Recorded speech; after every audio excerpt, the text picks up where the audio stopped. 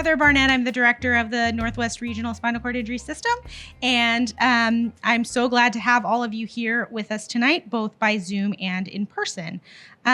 So tonight we are welcoming Kyle Hitzleberg, who is a certified recreational therapist at Harborview Medical Center. He's going to be talking about adaptive sports, options both in general and locally for individuals with SCI and other mobility disabilities. So thank you so much to Kyle, and we'll go ahead and get started. Thank you, Heather. My name is Kyle. Thank you for coming in person. Thank you for attending via Zoom. As Heather said, I would love to hear if people have questions or want to interject. By all means, I don't mind being interrupted. I prefer it in a lot of ways. I named this Beyond Competition, the Adaptive Sports Community. One of the biggest things that I want to focus on after I do a little introduction of myself and my journey through adaptive sports is kind of beyond just getting involved in competing. There's a huge community around each sport and the impact that it has on the individual, not just the ones participating in the sport, but the family members, the coaches, if you're a referee, anyone that's involved, and just how it's kind of affected and what I've seen with multiple programs across the states. Okay, so getting started about me. I put a question mark because I wasn't sure if anyone really wanted to know anything about me. It's a fun little picture. This is from a wheelchair rugby tournament where my dog is the mascot for the team, so he's dressed as a bear, and that's the coach behind. I got involved in adaptive sports in about 2018. I was doing my internship at a adaptive sports organization in Virginia. It's a very small nonprofit called Sportable. At the time, they had maybe like 7 sport offerings from team sports to individual sports, and I didn't know anything about it. And I kind of watched as Team USA for wheelchair rugby was competing in the Parapan Games, got really interested in it. Fast forward, my boss, previous supervisor, called me up, said, Kyle, we got a grant. We have all these rugby chairs. We don't know what to do. So do you want a job? Fantastic. In that journey through Sportable, I got to meet so many new folks, see people progress as athletes, see them build connections within their community, build connections in the greater Richmond area in Virginia, develop new sports that we had never thought about having as an organization based off athlete need and desire to play, which in essence we see as a fundamental right of being a human, is that we all have the right to play. We all have the right to play what we want to play or have access to those sports, athletic pursuits, games, what have you. So it was pretty substantial for me. Luckily, I got to do that. I'll talk about a lot of the sports that I did with Sportable. I'll kind of highlight some of those things. But I also, from there, moved to Chicago, and I worked at Shirley Ryan Ability Lab for quite a while, I would say 2 years. 2 years in Chicago was a lot for me. And again, got to see the same thing. So we went from the East Coast to the Midwest, seeing the same development of athletes as individuals that are growing, getting stronger, wanting to be more involved, wanting more recreational pursuits, to eventually having my former supervisor from Virginia recruit me out to the West Coast, where I worked for Outdoors for All for quite a while. So if you've heard of Outdoors for All, I'll highlight them later. And then I got involved with Seattle Adaptive Sports and kind of continued seeing the same trends. It didn't matter where I was. Lots of individuals that wanted access to sports, wanted access to be able to play and recreate, some for competitiveness, some just to have the option to.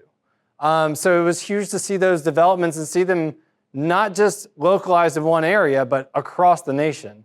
And what I will say is that what's been really heartwarming is that we have the option as people are coming into inpatient at Harborview, going through outpatient rehab. I'm sure also in UW Medical across the street here, to introduce this equipment, to introduce these activities, to introduce organizations that are local. So we'll spend some time tonight just kind of going through some of those sports that we have equipment for, going through some of the community building components that I've seen, going through just local organizations and the impact that we have here in the greater Seattle area.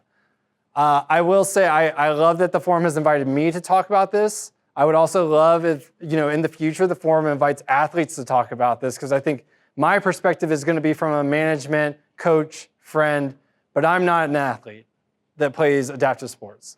And I haven't had to have the struggle of trying to find an adaptive sport to play that is more so for me. So I just want to put that as a kind of a disclaimer that this presentation is from an able-bodied individual that might not know the full story, okay? So, moving right along. Why do adaptive sports matter? These are statistics that were put out by Move United, which is a national organization that kind of highlight why we should really think about holding programs. Like, something that inherently we think they should be out there, right? But we don't really know why, or we're not as involved maybe in the background of the scientific research that's going on to figure out, how many people are not being impacted by sports because they don't have access, or they don't have equipment, or there's not an organizational club that's, 30 minutes down the street from them.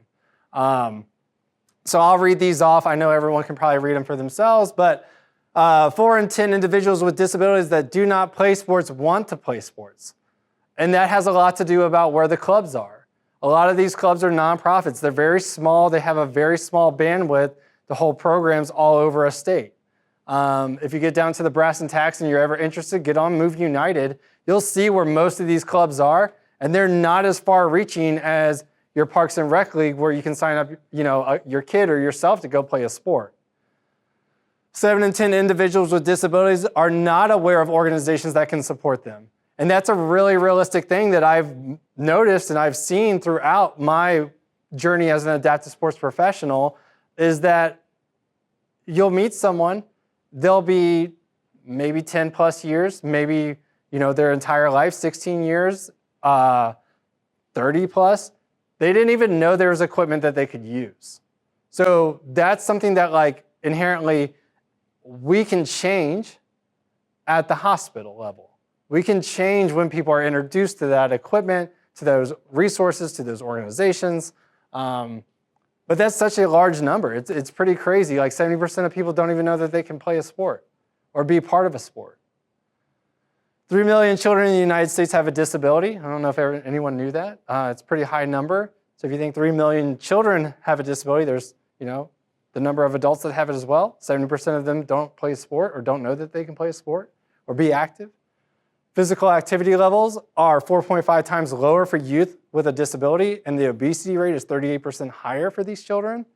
So we think about your everyday PE classes or recreational after-school activities. How does someone participate if they don't have the equipment? They don't have the means to do it, or there's not a club nearby that has a youth program. That's a huge barrier. 76% of children and adolescents with disabilities do not meet the 60 minutes or more of physical activity the daily recommendation. And again, it really comes down to equipment in a lot of ways and having that access to being able to play. I'll talk about equipment throughout this presentation. I'll kind of highlight the cost of it at the end when I talk about some grant organizations. 1.5 million students in public primary and secondary schools with a physical impairment are excluded from having access to participate in athletic competitions. And that's a huge number. And when you think about it, there's not a lot of universities that are going to offer scholarships for those sports, even if they were to have access to them. So where does it start, and where do we get people involved, and how does that kind of grow? And these are the benefits. This is I'm definitely not going to read all these small paragraphs for everyone, but I'll kind of highlight them. Improved health, that's kind of a known. If we're physically active and we're feeling good and we're able to move better, we're going to improve our overall health, our overall quality of life. Adults with disabilities are 300% more likely to have heart disease, stroke, or diabetes than adults without disabilities. So being part of a sport, being part of an adaptive recreation pursuit is pretty huge. There are studies that show that increased access to employment or being part of a sport increases access to employment and economic stability.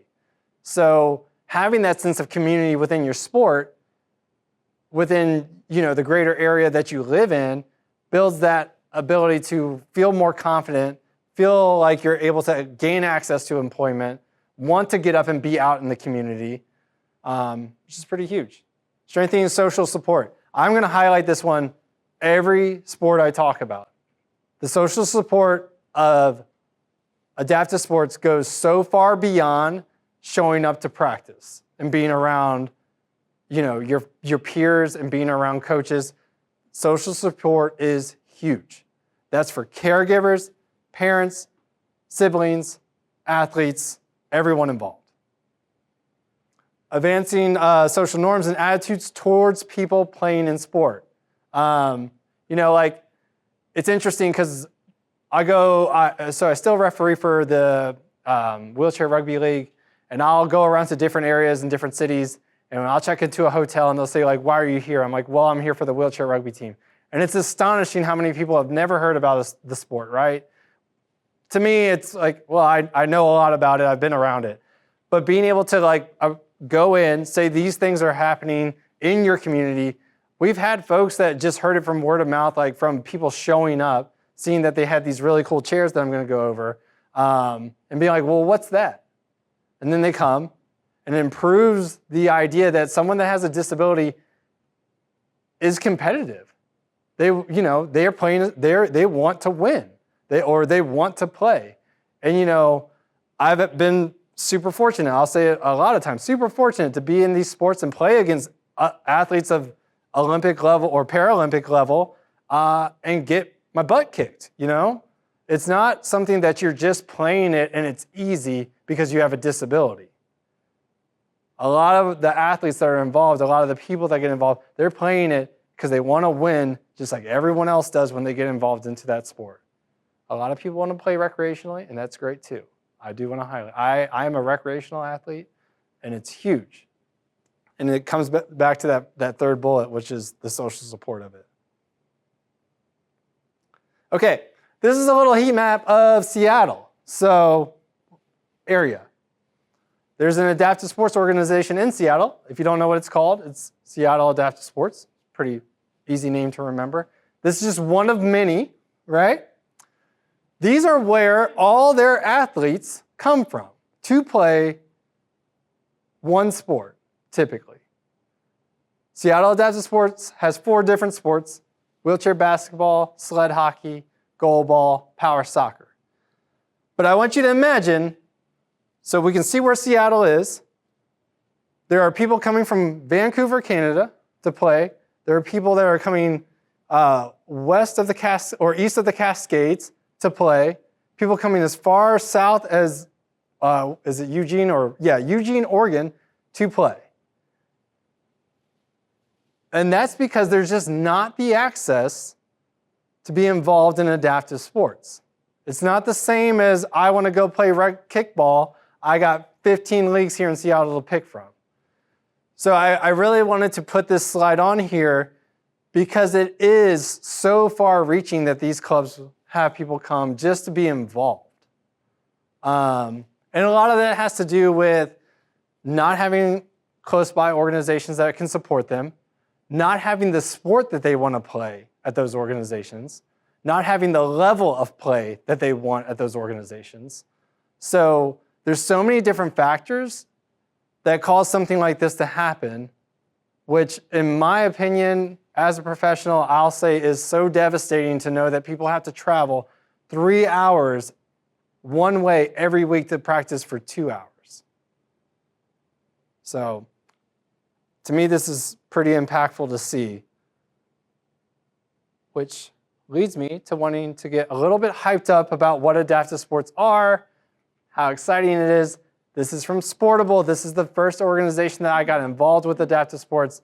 A lot of the folks in this video I know personally, and it's just really cool to see all the different things that we have some of here at the hospital, here in Seattle. Some of it we don't have. We'll see if it plays. To have purpose. To feed my competitive spirit. To maintain a healthy lifestyle. To be part of a strong community. I'm part of Sportable to have some fun. This is my time. I'm on the rise, can't hold me down, I'm too fly. This is my time, ready to shine, brighter than all of the lights. Cause when it's game time, seconds away and the game's on the line. There ain't no doubt in my mind, beating the buzzer like, this is my time, this is my moment. You better bet that I'm on it. Ready and set, I'ma own it. Blast it to 10, then keep going. There ain't no coasting, I never settled on play. Putting the kettle to flame. I go 100 all day. Foot on the pedal, no brakes. 10, 9, paid all my dues, waited in line. 8, 7, now it's about time that I take mine. 6, 5, king of the jungle, heart of a lion. 4, 3, 2, 1, watch out, here I come.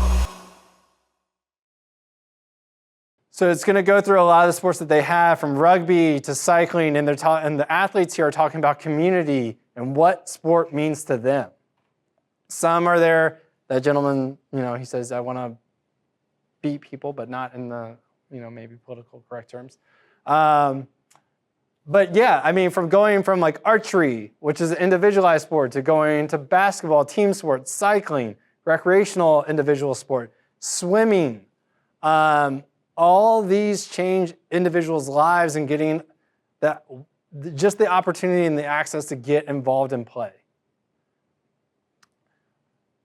I'm going to pretend the music's playing in my head, but the key thing here is this is a small nonprofit that puts this on. It's in a relatively small city.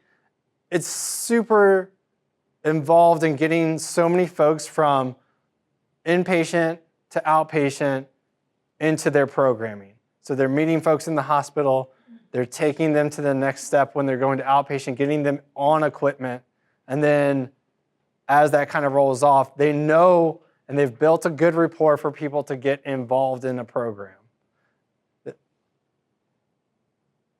Oh, we don't need to watch it again. So I'm going to start going into just specific sports. These are ones that we have equipment for at the hospital, or at least a piece of equipment for that can replicate some of the level of play. So I'll talk about them as kind of the sport at large. I'll get to a little bit more of like the community involvement, and then some of them have specific, like pretty meaningful stories to me that I just want to share with everyone. It might give you a better perspective and maybe a better understanding of why I think this is such an important topic for this group. So wheelchair rugby, I put it first because I'm biased. I'll say it right out. I think it's the greatest sport of all time. It's not really. There's so many other sports. A lot of people know it by Murder Ball. So if you've seen it, it's a documentary called Murder Ball. It's about Team USA winning gold.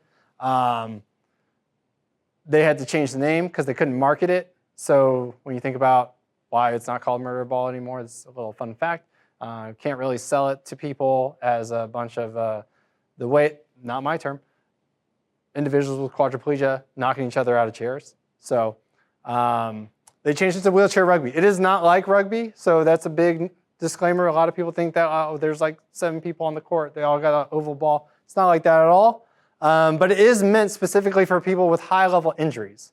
So the individuals that play wheelchair rugby, to classify into the sport, they normally have to have an impairment of some sort to all 4 limbs. It could be a quad amputee, it could be a high-level spinal cord injury. And to, just like most of the Paralympic sports, there is a team of classifiers that do this. It's normally, we have a wonderful one here that does basketball, but it's a group of PTs and OTs that will typically do muscular testing, and then they watch a couple of games to make sure they didn't cheat out of their muscular testing, to make sure that they are actually classifiable into the sport. For wheelchair rugby, it's pretty significant because it was created so that people that couldn't participate necessarily at the same level as someone playing wheelchair basketball had a level of competition as a team sport to be able to play. Okay, the equipment, we do have a chair here with us. I'm going to kind of talk about this, and I'll go over the chair itself just so it's kind of a bigger visual. 2 different types of chairs. There is offensive chairs, which are the ones on the left. We have an offensive chair at the hospital. Those are meant for someone that has a higher level of function. So those are going to be for someone that could be a ball carrier.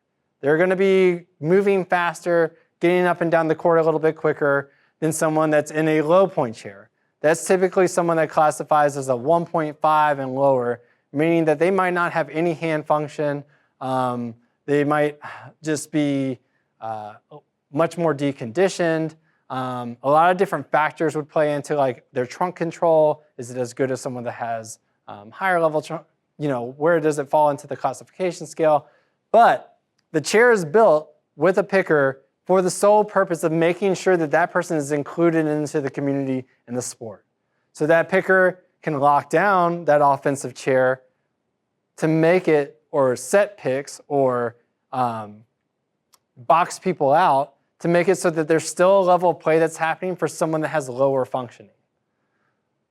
So I'm going to move this chair onto this table. I'm going to kind of talk about that a little bit, just as a visual. So as an offensive chair, it's pretty standard. This is a very standard chair. It's pretty wide in general for what it is. It's probably like an 18-inch chair. The reason I brought this in is, one, a lot of people have never seen it. Two, this is different than athletic chairs. So when we get someone in this wheelchair rugby chair, the biggest thing that is, or the key thing to note to someone is that this would never feel like your actual chair. Once a wheelchair rugby chair is built, it's built for one person, typically, specific to their size, measurements, level of comfort with the dump in the chair, which is this nice little angle if you don't know what that is. But it can never be unmade. So it's all welded aluminum and steel. So this is it. If someone gets in here and they're uncomfortable, that's okay. It's not really made for comfort because it wasn't made for you. It's a big thing when we have had people at the hospital, or when I've had someone come out to a practice the first time, is stock chairs are never going to be your actual chair. This is a learning curve. So it's a little bit difficult because people expect it to feel good. It doesn't feel good. If you get into a chair and practice with the team, the Seattle Slam, who I'll talk about later, chairs, doesn't matter what level of function you have, it's not going to feel good. The offensive chairs, I just want to say on this, this front bumper, all this has to be a specific measurement so that that low point chair can lock it up. So as a referee, there are tools that they use before the games to make sure that someone's not cheated and put more washers in their casters to boost up their chairs. All sorts of things happen, which you're like, oh, why would someone do that? Well, because everyone wants to win. So that is another thing that like this sport has done to make sure that everyone that's involved is involved at a way that they can play. And that's from like seat dump to there's straps on the back of these cushions, tightening it up a little bit, to really like getting down to the nitty gritty with the manufacturers of these, getting them on the phone to actually do correct seat fittings for everybody. I'm going to put this away. I would say if you're in person and afterwards you want to get in the chair, you are more than welcome to, but it will be uncomfortable.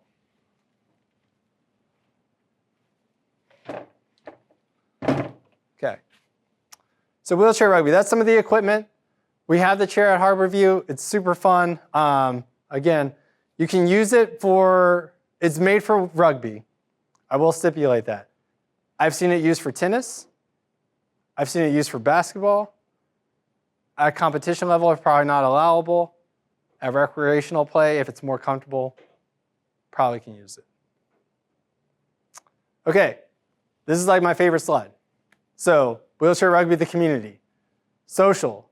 It is one of the most social groups I've ever been a part of. This is one of my very good friends from Virginia who gave me permission to use his photos and talk about him a little bit. This middle center picture, was the first time he'd ever used the rugby chair with us. We were in a warehouse. It was cold. No one was having fun. No one knew how to push these chairs. He uses a power chair on a daily basis. Hadn't been in a manual wheelchair in I don't know how long.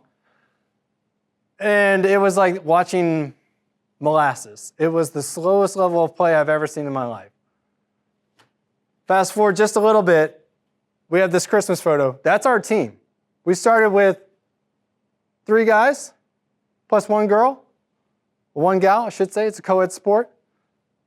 We had a whole team, families involved, doing a Christmas party, traveling together, going to different states. Some of the folks that were part of the team never been on a team sport, had never played a sport in their life. So we're going to all these different competitions. We'll see on the left, that's our first win. He's waiting on the sidelines. We got our first win, only 1 win of the season. Didn't matter. At these tournaments, my friend learns all these different techniques, not just to play, but for his daily life. He's learning more about how he can be independent, what he can do to get around a little bit better that's not using a power chair, how he can get stronger on a daily basis to be able to play rugby better, which wasn't something he ever really considered beforehand. So then we're going to fast forward to this picture on the right. This was last year. He uses a manual wheelchair as his primary source of mobility now. So he's gotten rid of his power wheelchair. He uses his manual wheelchair. It's got e-assist. He uses that off and on. Richmond's pretty flat. If you ever go to Richmond, you don't really, it's not like Seattle. But like all of that came from just being part of wheelchair rugby, which is huge. I mean, to know that you can be empowered to be more than maybe you thought you could, or do more than you thought you could do before being part of this program, being part of this sport. I mean, what more could you really ask for, right? I can't say I've ever walked away with that same level of confidence that he has from this sport from anything else. So it's been phenomenal to see his growth. It's been phenomenal to see him continue to grow. And then we're going to fast forward to the different aspect. The community aspect's huge, but it also kind of continues to grow in that more competitive level of play. So this is another very good friend of mine from Chicago, pretty new to wheelchair rugby. But what's wonderful about a lot of the adaptive sports is that if you want to compete at a Paralympic level, there is a pipeline to get you there. So I think he's been playing now for 2-3 seasons. He's on Team USA's development camp. He's got a lot of traction to be able to make that team if he wants to, which is kind of crazy in a lot of ways that he's put in so much work and it's so quickly that he's just continued to get better and better and better and better. So it's really cool to see this in the adaptive sport community that, he gets phone calls from Team USA's coach. He gets in meetings. He gets a lot of support when you go to tournaments, tips from current members to get him better because they want to see him grow. There's not a level of I don't want you to make it because it's my spot. There's, I want to see you make it because I want you to take my spot. It's super cool. And he wins all these little awards. That's also another really cool thing wheelchair rugby does. I know basketball does it. I know some other sports do it. They have best in class, best 2.0 of the tournament, best 2.5. So there's a lot of recognition for your skills at each of these tournaments. Yeah, and his dad's a referee now, which is really cool. It's become a family thing. Okay. So I'm going to kind of highlight wheelchair basketball and lacrosse. These are different styles of chairs. We have an athletic chair that can be used for both. Wheelchair lacrosse, not as popular as basketball, maybe not yet. It could be one day. These two sports, what's really interesting about them, and I think is really cool, is that there's a level of play for not just someone that has a spinal cord injury or has a mobility disability that is affects mobility, but you as a family member or you as a friend can play on that team with that individual. So wheelchair basketball, I believe it's one, I could get corrected, there's a class. Okay, well, I think it's one person can be rostered on your team that's an able-bodied player, which is pretty cool. And then wheelchair lacrosse, there is no rule as to how many people can be rostered, but they do have a very strict guiding principle of this is for individuals that have disabilities first. So, but it's one of those unique things that you don't see a lot of sports that have a lot of crossover where families can play together. So So it's one of the the community component of that is just like it's so cool to see like when you see like the youth play and you have two siblings and they get to play together for the first time on a team. It's amazing. Okay, I said a sport wheelchair earlier. I don't have one here, but they're very like standard athletic chairs. They can be used for a lot of different things. I would say like they could be used for tennis. If you're typically playing wheelchair tennis, you probably wouldn't use this chair just because there are specific chairs for wheelchair tennis. But this is kind of the standard one that we would have at Harborview that we've used with patients to play like pickup basketball. Not so much lacrosse. We don't have lacrosse equipment, but it is like one of those sports that I just want to highlight as an option that's out there. A lot of adjustability. That's also the nice thing about them is that when we have different individuals and we're trying to get them involved in being part of a program or introduced to what it's like to play in a different style of chair because the camber is so different. Getting into an athletic chair is really nice because it has a lot of ways that you can do simple adjustments and make someone feel a lot more comfortable than they could in the rugby chair.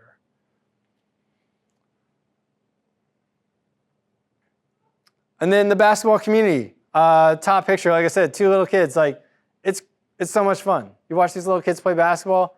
They're excited that they can shoot the ball and it hits the hoop, right? And they play at a different size hoop, whereas adult basketball plays the same level as like adult wheelchair basketball plays at the same level hoop as like your standard hoop for rec play or collegiate level play. So we have the kids, we have adult semi-serious on the right, more like D3 level play. So there's all these different divisions that you can find in wheelchair basketball to a D1 level play where, again, you're going for that like Team USA competitive style. One thing I really want to kind of highlight with the wheelchair basketball community is that there is, in a lot of tournaments that I've seen, can't say it's across the board, crossover play between adults and typically varsity teams. So that's your 13 plus, where they'll mix teams so that varsity level players get to play with adults and kind of see like the progression of where I can go if I continue with the sport. Wheelchair basketball is pretty cool too because you can get, as a varsity player, a scholarship to go to college to play, which is a unique thing for adaptive sports. There's not a lot of them out there like that. Okay.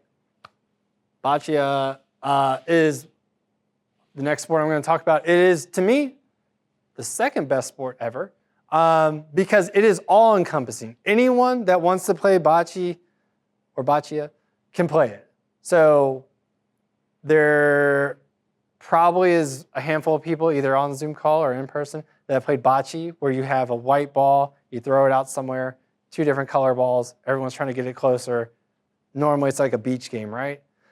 There's a Paralympic version that involves a lot of classifications, from zero mobility, zero function, I'm using a sip and puff system to get around in my power chair, to I can't throw the ball, but I can kick it, to I am an older adult and I've aged out of the sports that I want to play, so I want to play in the open league.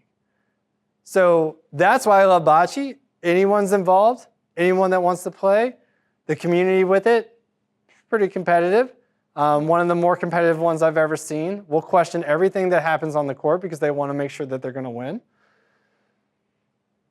In the photo is the gravity ramp, which we have one. It's a very unique piece of equipment for those that can't throw the ball. So I'll go over that a little bit when I get to the equipment side. I'm not going to go through the classifications. I do encourage you that if you have anyone that is looking to get involved in any recreational pursuit, that you can look at bocce as a nice entry level to competitive level of play. There's just so many ways that you can travel and play this game. It's amazing. Okay, things that I'll highlight for equipment. So if someone's using a ramp and they can't throw the ball, you might have had the question in your back of mind, well, then how do they even get it on the ramp? So anyone that's using a ramp when they go to competition or when they're out of practice or when they're playing for fun has what's called a ramp assistant. There are very strict rules as to what the ramp assistant can and cannot do. So if you have a loved one, they're using a ramp, that's great. You know what you get to do? Everything they say and nothing else. So you only do what the athlete tells you to do. You can have no input on the court. So much so that when you are the ramp assistant, you can't look at the court. You get to look at the back wall, and that's it. So that person that's playing has all of the right to the strategy, the technique, the angles, everything that would make it competitive for themselves. They get to dictate how that works. There's a lot of empowerment to being able to say, I won because it was me, not because my ramp assistant kind of adjusted angles for me. For that, some individuals are able to use the ramp to physically push it off. Some will use a head pointer, as you can see in the bottom picture and then the picture on the left. Some will use a mouth pointer where there's kind of got a tab. They're holding their mouth. They're able to push through. Yeah, so I will go over the ramp just on a couple of things that you can't see visually from a photo. So I'll pull this over. Okay. So the ramps, what's really nice about them, turn this thing around a little bit, is they're pretty much fully adjustable. So they have 3 different knobs for different angles, for different velocity of throwing the ball, for different steepness, if you want to jump somebody's ball, if you want to knock it out of the way. This one doesn't have it, but some of them will also allow the ramp to rotate. So you can loosen up the knobs, it'll rotate depending on what angle you need. They're pretty simple to adjust for steepness and whatnot. Let's see if I can just pick it up a little bit. So depending on where that person sits in their power chair, it goes very high. So they don't have to have any kind of like trunk mobility. They don't have to change their chair settings. This can get to them where they're at to be able to play this sport. And then what's nice is they have extensions, so this makes it higher. And then in the back here, there are slots where there'd be a ball holder, and that person can either push it through using a hand, using a head tab, using a mouth tab to be able to play. And as an extra level of strategy for Boccia, I brought 2 different ones that if you're here in person, I encourage you to come like try these out later. One of them is super soft. One of them is not. So I believe there's 4 or 5 different grades of Boccia ball that you can get that all vary in what they do when you play. So you have this really cool mixed set that people take to tournaments. They get their balls for their level of play checked. And then once it's checked, that's what they're guaranteed to have to use. So there's a lot of strategy beforehand of like, I'm going to need to knock someone's ball out of the play. I need a harder level sand ball. I want something that they can't knock out of play. I want a squishy ball that'll sit right in front of the jack. So it seems like a very simple game, right? We're just going to throw closer to the white ball. It's very complicated. There's so much strategy that gets involved into it that I don't think a lot of folks understand initially when they first play. And then they're like, oh, I see that you knocked my ball out of the way. What can I do to stop that? Okay, you can jump mine. How do I jump yours? So it's pretty cool. I'll put these on back.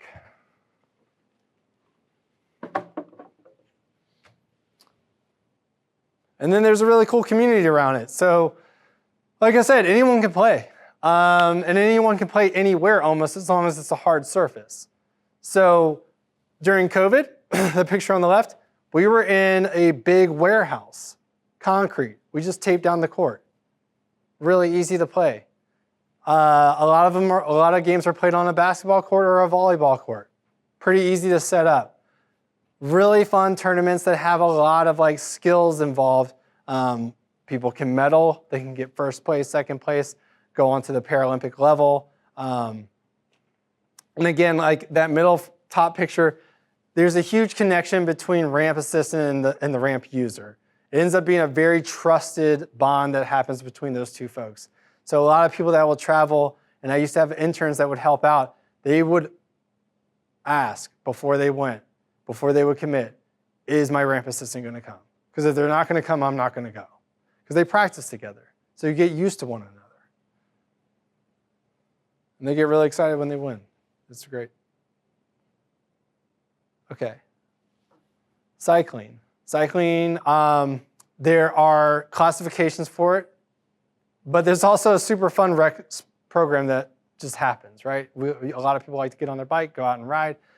We are so fortunate where we live. There are 2 adaptive cycling centers now that are free, that you can just go to and ride a bike. I'm going to really talk about those. It's through Outdoors for All. And they have every level of adjustability, adaptive cycle that you could want to try. And that's something that isn't normally like easily accessible for anybody. And I know I showed the heat map of Seattle a little earlier about where people are serviced. Outdoors for All services all of Washington and travels all over Washington. But we are fortunate that we live in the city where they have the cycling centers that we can access. So I will definitely talk about those near the end as I'm kind of getting through some of these slides. We have this hand cycle at Harborview. It's the very entry-level top-end accelerator. It's fun to use. It's a little dangerous here and there, depending on how you use it. Gotta be very mindful in coaching people on, it's not like a road bike that you've used maybe in the past if you've never used a hand cycle. It's not like a recumbent that you're a little bit lower to the ground. But it's really cool. So it's on a crank system. You're moving both hands forward, going as fast as you really want to, which hopefully isn't too fast. And then the brake system is a reverse. That's all there is to it. It's an internal gearing system. So it has 7 different gears. It's a little knob that you would take your hand off the switch. Not always the safest to do. But as an entry level to hand cycling, someone getting used to it, never having been on a hand cycle before, this is ideal because it's not a low transfer. That's what I'm going for. Yeah. But that's what we have. That's what we introduce people to kind of get more into that recreation to competitive level of play. Recreationally, Outdoors for All, as I said, has every different type of adaptive cycle you could want. From hand cycles to recumbent trikes to side-by-side tandems to therapeutic trikes. So it just depends on what you're looking for. But the community around cycling, if you've ever been part of a cycling community, is just as big for rec cycling. Some of the biggest programs I've ever seen, being able to have that freedom to hop on a bike and just go for a ride when you might not be the most mobile on a day-to-day basis is huge. I have a picture on the left. One of my very good friends uses a power chair every day, can get on a hand cycle with a little bit of assistance and cycle away, and just changes his entire outlook on the week. Deals with a lot of different mental issues happening, but it has that level of freedom of, I can go bike. I can go have the freedom from my power chair and be part of some bigger group that's happening and seeing my peers ride with me. To like having a parent be able to use a therapeutic trike with their kid that they didn't ever think that their kid could ride a bike. So having rear steering on it so that there's control, having brake systems on the back so that they can help stop the bike. Again, I'll always mention competition, to being able to travel around and, cycle against your peers, win competitions. Cycling is pretty cool in the sense that I've seen people leave different sports to go cycle across the country and get paid to do it. So pretty cool stuff overall. I will say what's also beneficial for cycling is it brings a lot of outside community together to promote the adaptive cycling community. So in terms of volunteerism, it's a huge number of volunteers that will come out for cycling and help to support it versus other adaptive programs. And a lot of that has a kind of a bleed over effect because people have this want to, I can ride my bike while you hand cycle and we can ride together. Or, my spouse got injured and I didn't think we could bike together, but now we're on a side-by-side tandem and we get to ride together. So a lot of cool stuff with it. Okay, this is a little mountain biking video. I'm not huge on mountain biking. I think it's very scary, but it's a big thing for a lot of folks. And I wanted to kind of talk about mountain biking in the sense that we have access to Outdoors for All, and I keep mentioning them. I will talk about them in detail. They have mountain bikes that are similar to this setup. I wanted to show this setup in terms of like how we think about getting people involved in programming that we aren't quite sure if there's something out there for them. So my friend who plays wheelchair rugby trialed this out. It's a mountain bike that has, I'll pause it when he gets to it. Okay, so you'll notice, maybe if I can do the little mouse, this piece here, this little black flat piece, those are his brakes. He can't grasp brakes, but he can squeeze his arms down to brake the mountain bike. So those are brakes on the side. The other thing you'll kind of notice, or maybe you won't, it's pretty small, there's a little blue button right here. And what that does is he hits it with an open hand and it shifts the bike for him. So he doesn't have to shift, he doesn't have to click anything, he doesn't have to grasp anything. He just needs to be able to push, take his hand off, hit a button, squeeze his arms down, stop the bike. So there's a lot of modifications that come out on a yearly basis for all this adaptive equipment. And what I love about this video is mountain biking for someone that has a high level spinal cord injury probably doesn't seem super feasible, right? But there's all this, advancement and ingenuity that's happening every day to make it so individuals can participate in those sports that they want to do. It was pretty cool. He sent it down a hill. I didn't put that video in it, but the brakes work. So it's very cool. Okay. Power soccer is one of the only team-based sports for people that use power chairs. It is fast-paced. It takes a lot of skill. It has a high level of buy-in if you're going to go beyond recreational play. But a really cool, again, all the communities in these sports are so cool. They're so involved. So at Harborview, we have the plastic guard.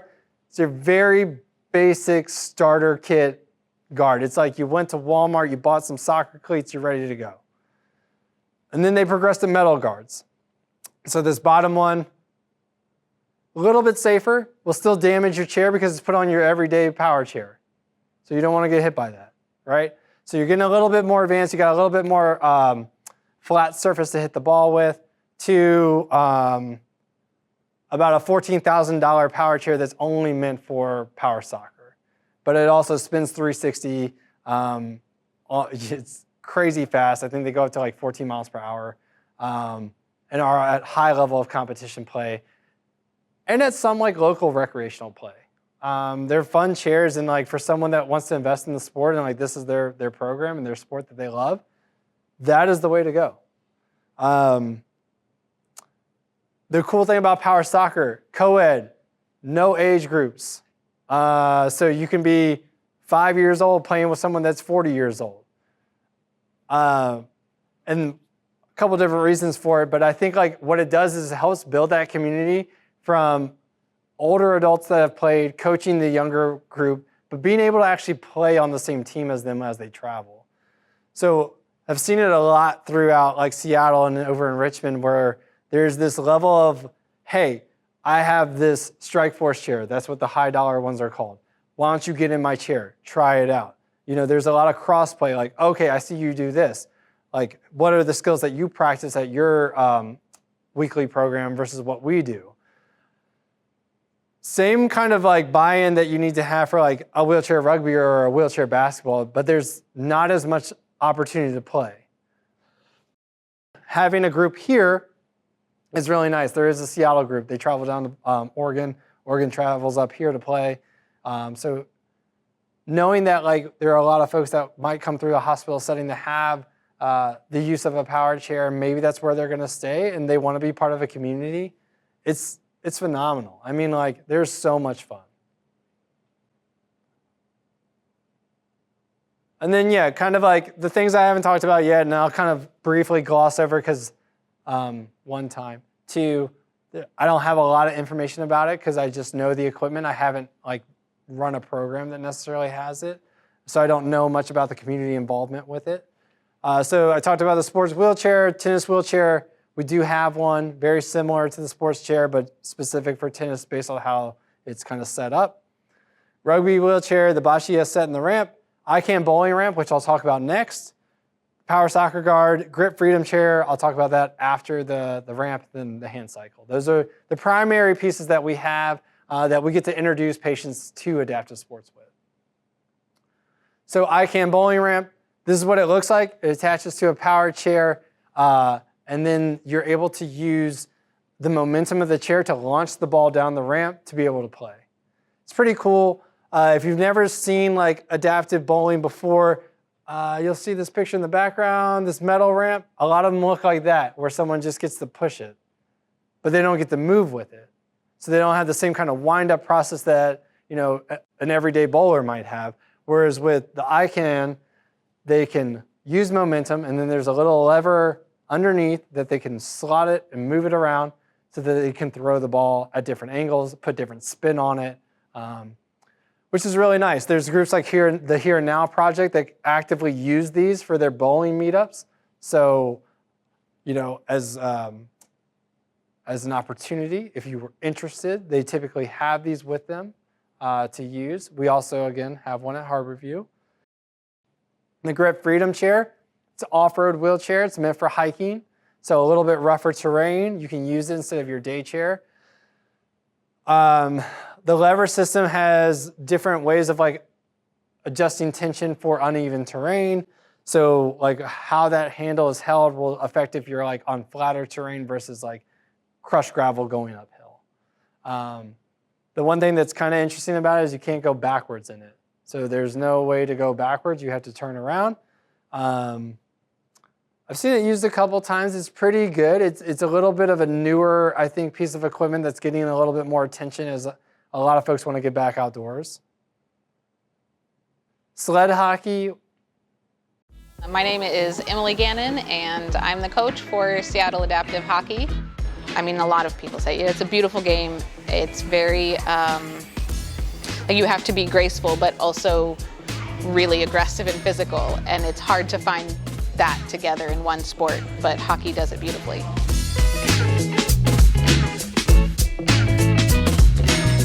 It is a great exercise. You work for 90 whole minutes and it is hard, but it is worth it. And that feeling of flying down the ice and scoring a goal and getting past someone, there's just nothing like it.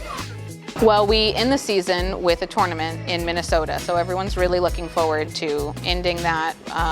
This year at that tournament, we actually moved up a bracket, so it's going to be quite difficult. But everyone that I've talked to is really looking forward to learning from playing with a higher caliber of player. All the people are amazing. It's a really fun group that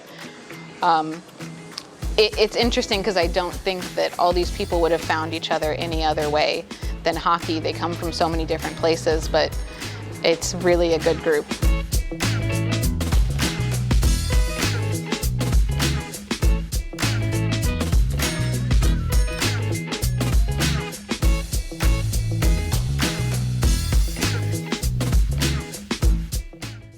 It is a really great program that's here in Seattle. There's the Kraken. Sled hockey is, there's no classification system to be part of it. There is kind of like a level of play to it that can involve able-bodied players. So that's another really interesting thing is the program here. A friend comes with another friend that has a disability and they play together. The nice thing is the equipment is not a high buy-in, so it's pretty easy to get started. And then the level of play is from like D5 to Paralympic level. We don't have a sled, but I just wanted to mention this as a program that's out there in the community that's really cool and very easy to get involved in. If you decided to go to the Kraken Iceplex on Sundays at 2:30, you can easily just be like, hey, I'm here, and they'll put you right into a sled to play. And then rowing is the other little bonus sport I wanted to talk about. Not that we have necessarily a adaptive rowing piece of equipment at Harborview. We are maybe going to borrow one from one of the local clubs. But I wanted to mention this because of thinking of like spinal cord injuries, thinking about people in the water or on the water can be a high level of stress. Like, what do we do? Like, how do we set things up? So my friend, who I've mentioned before, who plays rugby, high level C4 injury, is able to row based off how that setup works. So thinking outside the box of, oh, like probably can't make it because he can't rotate his wrist. Not really so if he can get the oars all the way out of the water. So there's always these levels of ingenuity. And again, like when you go into the adaptive sports world, you know, it might be harder because there's not like a cookie cutter, like this is going to work for everybody. But for him, you know, in the oar locks, we just put blocks there to stop it from rotating. And then he's able to pick it up and keep the oars steady. He's on a Wintech fixed seat. It's made by Wintech, who makes a lot of the boats. But that program's here too. So there is that opportunity to do it here. This video on the right,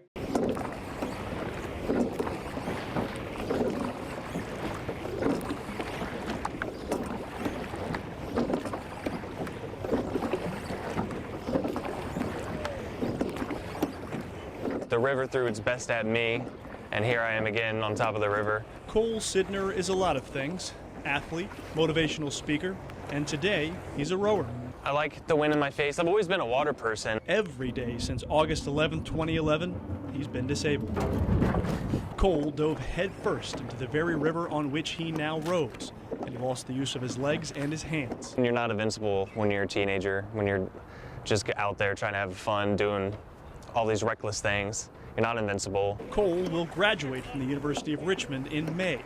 But before he does, he wants to make one last mark, starting the area's first ever collegiate adaptive rowing program. Other colleges won't really get an adaptive rowing program started because nobody else has done it and they don't want to be the first. They want to let somebody else get all the kinks out. I would love to be that person to get all the kinks out with and open this opportunity up for other adaptive athletes. Cole's got a coach. We're kind of learning together, man. It's been fun. And a rowing partner. And it's just like so incredible because he's so ready to go, and I'm there dying, sweating. I'm sorry for my hiney in your face. You're all good. And a pair of supportive parents that are always ready to help. I'm hoping that he's going to affect change at levels that we can't even really understand right now. That is the hope, and that is his goal, and I'm just here to support him in any way I can. He uses a special seat to keep him in the boat and special gloves to keep his hands on the oars. It's all in your shoulders, literally 100% of the rowing's in your shoulders. Like there's no leg or really back to help you out. The Sidners say they were ready to move past Cole's injury just 2 hours after it happened, and they've done just that for nearly 6 years. Adaptive rowing is just another way to move on and to help others do the same. There are so many opportunities out here. Like you could go be a Paralympian if that's what you want to do. You can go be a CEO if that's what you want to do. I mean, just because you're in a chair doesn't really limit you as much as you would limit yourself. Boats against the current, beating on ceaselessly. Mitch Carr, 8 Sports.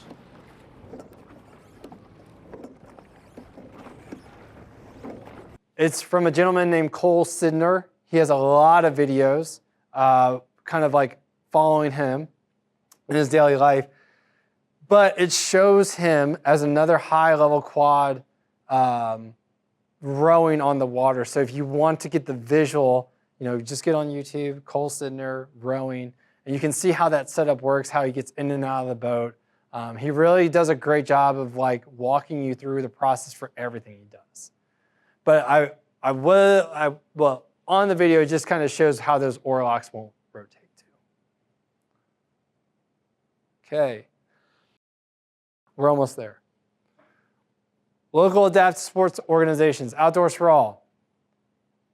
They do a little bit of everything in the outdoor recreational world. So thinking like more individualized sports, I will mention, like all the programs offered are right there. Skiing, snowboarding, snowshoeing, cross-country skiing, cycling, mountain biking, kayaking, paddleboarding, rock climbing, and gravel biking. It's really cool. As I said, cycling center-wise, there's 2 of them. There's one at Magnuson Park. There's one at Lake Sam, or at Lake Sammamish. So there's 2 options to go cycle. And at each option, they have the same style of bikes. So there's the option to be involved in one way or another with your loved one or for a friend or yourself to go bike. It's a free bike share program. I think like you can ride for an hour and a half for free, and then they ask you to just check in, and if no one wants the bike, you can keep on riding. So you can also rent bikes from them. You can rent some other equipment from them too. If you're interested in paddleboarding, they do have a paddleboard that is wheelchair accessible, which is pretty sweet. Saw it get tested out for the first time. It works, which is really nice. Rowing here locally is Seize the Oar. If you've not heard of Seize the Oar, they're really nice organization. They're the ones that might let us borrow some of their equipment. They have indoor erging. You're on a fixed seat on an erg if you need it, or outdoor, same style of rowing that I just mentioned with Josh and Cole. Seattle Slam is your wheelchair rugby organization here. They practice Wednesday nights. You don't have to be able to classify for wheelchair rugby to go practice. So if you just like, I want to go hit somebody in a chair, they'll be happy to have you. Footloose Sailing, if you're interested in adaptive sailing or how that works, Footloose is the local organization that does that. Pretty sweet system. They have chairlifts that put you over into the boat. They teach you how to sail properly. They do a big fundraiser as well for sailing. I'm going to totally butcher their name. So I'm going to say the Para Fencing Group is the top one. They practice right over, I don't know the road, but it's like you're going to Ballard. Anyway, there's a fencing gym that's over there. Fencing is really interesting because there's not a lot of athletes that do it. So I know like a lot of folks that have gotten involved with it as a way to go to the Paralympic level because they want to compete at that level, and it's a really fun sport. Access Tennis does wheelchair tennis here. So they practice over at Magnuson Park, I believe, I think it's called the MAC. Another really great organization that I think they started having some pickleball style clinics. So getting people involved in pickleball, if you play, it's a fun way. You can play doubles, one standing, one sitting. The Shadow Seals are the local adaptive swim organization. So they're actually, I believe they're run by a former Paralympian, or they have a former Paralympian that coaches. It's a really great sport. Huge classification system for it to get everyone involved. But having access to the water and learning how to swim is pretty fundamental. Everyone should have the right to do that. And then last but not least that I have on here is Seattle Adaptive Sports. As I said, sled hockey, goalball, power soccer, and wheelchair basketball. They practice throughout the Seattle region, so I showed you their heat map where everyone's located. They're all over the place, but they have some centrally located places to practice. I put all these together as a way of encouraging anyone that is watching this, listening to this, thinking about it, go to one of these programs. Like go and get involved for a practice. Even if you're not going to reoccur and show up every day, just see what it's like. Because I feel like it's hard for me to sit here and talk about like my experience or what we have here and what's there and what's this without you ever doing it. So I do highly encourage, if it's just like for one practice, go hop in a fencing chair and learn what it is. Do that.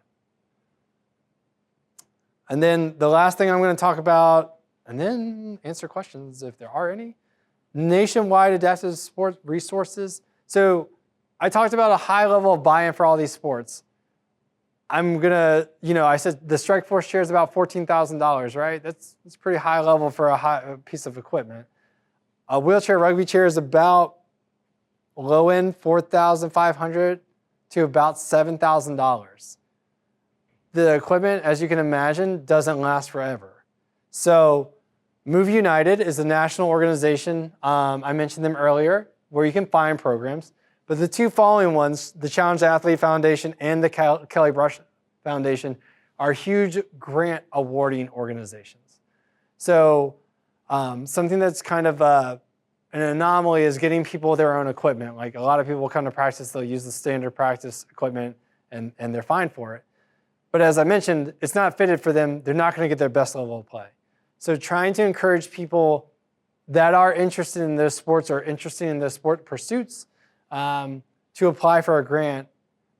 These organizations are pretty well known to award those grants. They're like 70% or more. So a lot of the costs can get covered. And then it's normally a 2-year rolling time frame when you can apply again for something else. So they'll cover equipment. I know I can't speak for Kelly Brush. I will say Challenge Athlete Foundation. They'll also cover travel expense and such for individuals that are like, I have my equipment, or like I'm using this, but I can't afford to go across the coast to the East Coast and play at a tournament. You can apply for those things. And there's a lot more out there. These are just two of the more well-known ones, and the ones that I know like are more likely to be successful for your first time applying. I think it's really nice too, because with the hospital system and how we're set up, they always love to see letters of recommendation. So you have your PTs and your OTs and your rec therapists and your speech therapists and your doctors all kind of housed in one. So knowing ahead of time to communicate, hey, I'm thinking I might want to have a grant for one of these pieces of equipment. Would you help me? Or, like acknowledging like, I think this person is going to really benefit later on from a piece of equipment because I could see them going down that route.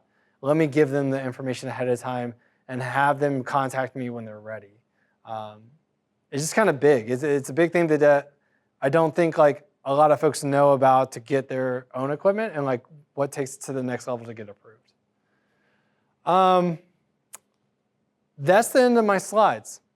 I talked for a lot. I think I lost my voice a little bit.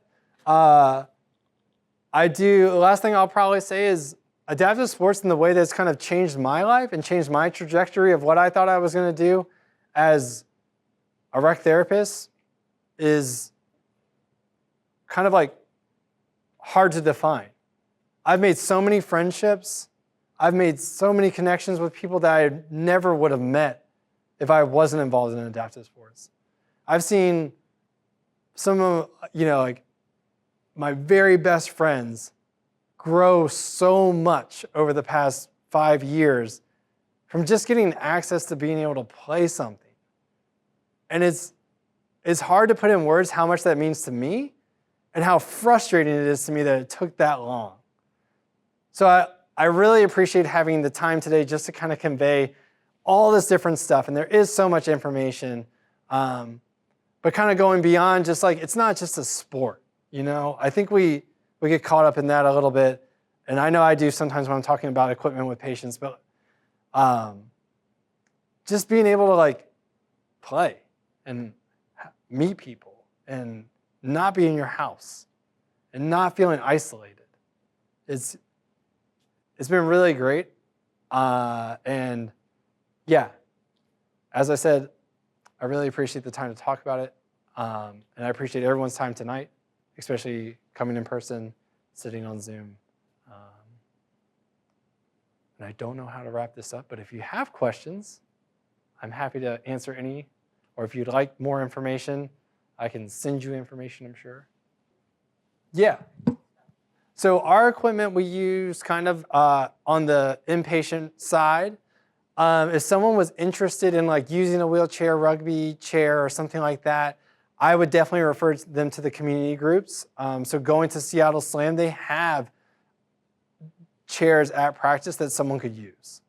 If it's something that they want to try like outside of practice, a lot of folks within the community of adaptive sports are likely to meet anyone that wants to be involved almost at any time that they can. So being able to connect to that organization and say like, I want a bike, here's Outdoors for All, here's their contact information, here's when you're going to be able to use that. If it's something that they're with us though, they could always reach out to Corp, which has our kind of like the outpatient side recreational therapy with Christy, and she can meet them somewhere to try it out too. Do you have any recommendations about which sports to start with? Like what is a good starting place? Yeah. I think it depends. I think it depends on if you like individual sports or you like team sports. I personally always found swimming and cycling to be the easiest sports to start in because there's a lot to learn, and there's typically equipment that fits everyone pretty easily for their first time through.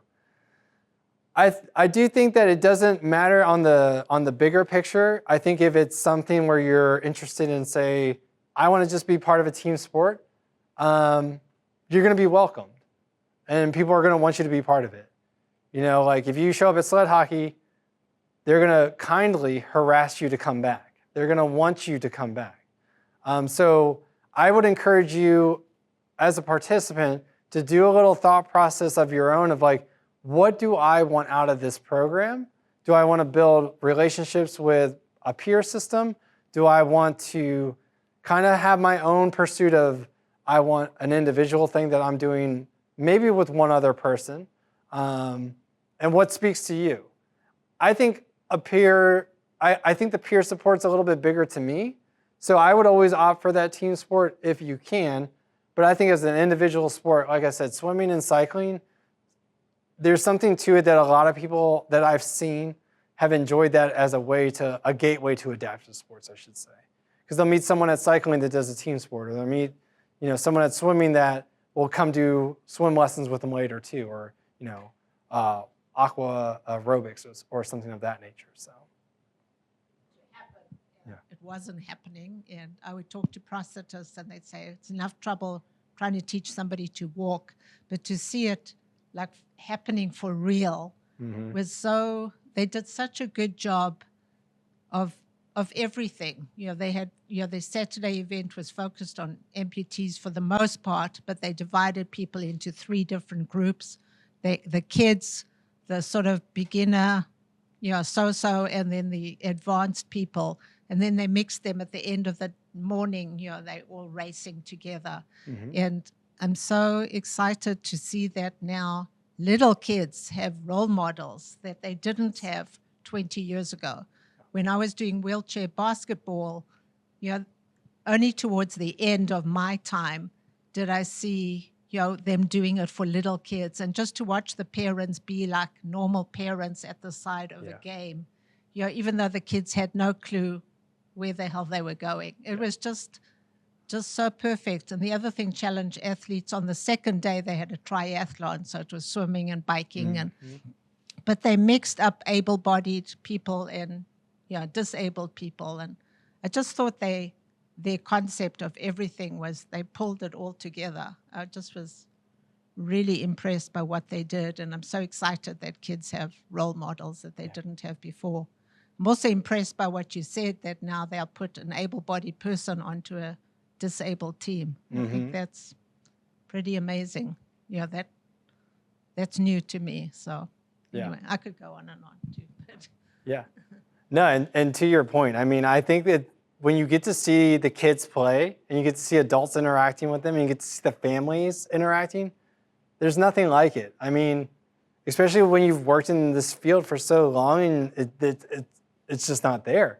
And then you see it. Or you get to see, I didn't mention this, but in sled hockey, one of the parents plays on the team with their son. Like, where else do you get to do that? Yeah. Is there a Move United organization in Washington? Yeah, so Move United is kind of like the all-encompassing national organization, and they have different chapter partners. Okay. So Seattle Adaptive Sports is a chapter of Move United. Outdoors for All is a chapter of Move United.